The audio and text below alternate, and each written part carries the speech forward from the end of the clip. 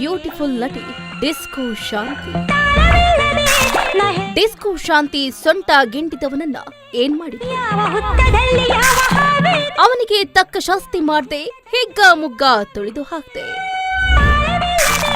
ಈಗೇನ್ ಕೆಲಸ ಮಾಡ್ತಿದ್ದಾರೆ ಡಿಸ್ಕೋ ಶಾಂತಿ?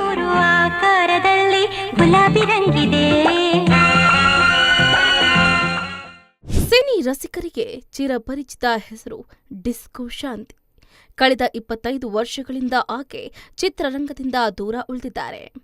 80-90ರ ದಶಕದಲ್ಲಿ ಆಕೆಯನ್ನ ನೋಡುವುದಕ್ಕೆ ಪರ್ ಡೇ ಹುಡುಗರು ಥಿಯೇಟರ್ಗೆ ಹೋಗ್ತಾ ಇದ್ರು ಅಂದ್ರೆ ತಪ್ಪಾಗ್ಲಿಕ್ಕಿಲ್ಲ.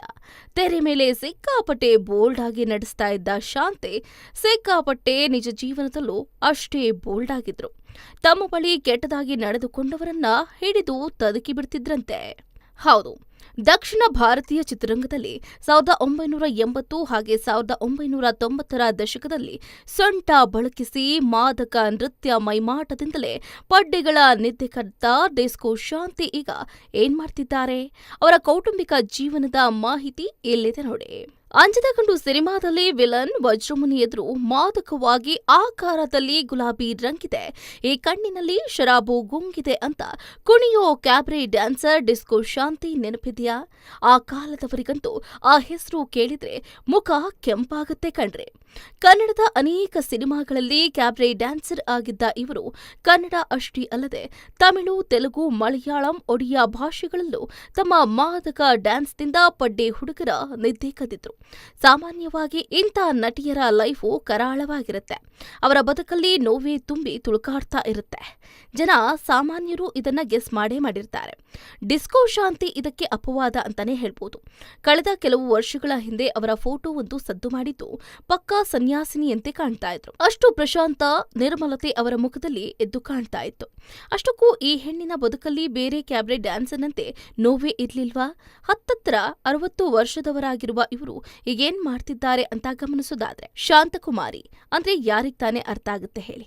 ಅದೇ ಡಿಸ್ಕೋ ಶಾಂತಿ ಅಂದ್ರೆ ಒಂದು ಏಜ್ ಗ್ರೂಪಿನವರ ಎದೆ ಬಡಿತಾನೆ ಹೆಚ್ಚಾಗ್ಬಿಡುತ್ತೆ.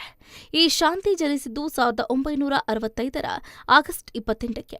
ದಕ್ಷಿಣ ಭಾರತೀಯ ಚಿತ್ರಗಳಲ್ಲದೆ ಒಡಿಯಾ, ಹಿಂದಿ ಸೇರಿದಂತೆ ಸುಮಾರು 900 ಚಿತ್ರಗಳಲ್ಲಿ ಐಟಂ ನಂಬರ್ ಅನ್ನುವ ಹಾಡುಗಳಿಗೆ ಹೆಜ್ಜೆ ಹಾಕಿದ್ದಾರೆ. ಹಾಗಂತ ಇಂಥವರನ್ನ ಯಾರು ಮದುವೆ ಆಗ್ತಾರೆ ಅನ್ನೋದಕ್ಕೆ ಆಗೋದಿಲ್ಲ. 1996ರಲ್ಲಿ ಡಿಸ್ಕೋ ಶಾಂತಿ ತೆಲುಗು ನಟ ಶ್ರೀಹರಿಯವರನ್ನ ಮದುವೆಯಾಗಿದ್ರು. ಒಬ್ಬ ನನ್ನ ಸೊಂಟಾಗಿಂಡಿದ್ದ. ಹೌದು, ಶಾರ್ಟ್ ಮುಗಿದ್ಮೇಲೆ ನಾನು ಕೋಟ್ ರೀತಿ ಬಟ್ಟೆ ಧರಿಸಿ ಹೋಗೋಣ ಅಂತ ಹೋದೆ. ಅಷ್ಟರಲ್ಲಿ ಚಿರಂಜೀವಿ ನಾವಿದ್ದೀವಲ್ವಾ ಪರವಾಗಿಲ್ಲ ಅಂದ್ರು. ಅಷ್ಟರಲ್ಲಿ ಜನ ನೂಕ್ಕೊಂಡು ಮೇಲ್ ಬಂದ್ರು. ಅದರಲ್ಲಿ ಒಬ್ಬ ಕಿಡಿಕೇಡಿ ನನ್ನ ಸೊಂಟ ಹಿಡಿದು ಗಿಂಡುಬಿಟ್ಟ. ನನಗೆ ದಿಢೀರನೆ ಕೋಪ ಬಂತು.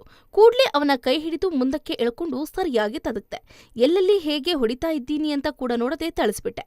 ಗಟ್ಟಿಯಾದ ಶೂ ಹಾಕಿದ್ದೆ, ಅದರಲ್ಲೇ ಸರಿಯಾಗಿ ತುಳಿದುಬಿಟ್ಟೆ. 10 ಜನರನ್ನ ರಕ್ಷಣೆಗೆ ಕೊಟ್ರು. ಕೂಡಲೇ ಚಿರಂಜೀವಿ ಓಡೋಡಿ ಬಂದ್ರು. ಯಾಕಮ್ಮ ಆ ರೀತಿ ಹೊಡಿತಾ ಇದ್ದೀಯಾ? ಆತನಿಗೆ ಏನಾದ್ರೂ ಆದ್ರೆ ಕತೆ ಏನು ಅಂದ್ರು. ನಾನು ಹೇಳ್ದೆ, ಅಲ್ಲ ಸರ್, ನೀವು ಮುಂದೆ ಹೋಗ್ಬಿಟ್ರಿ, ನನಗೆ ಏನಾದ್ರೂ ಆಗಿದ್ರೆ ಏನ್ ಮಾಡೋದು ಅಂದೆ. ಆನಂತರ ನನ್ನ ಹಿಂದೆ ಒಂದು 10 ಜನರು ರಕ್ಷಣೆಗೆ ಬಂದ್ರು.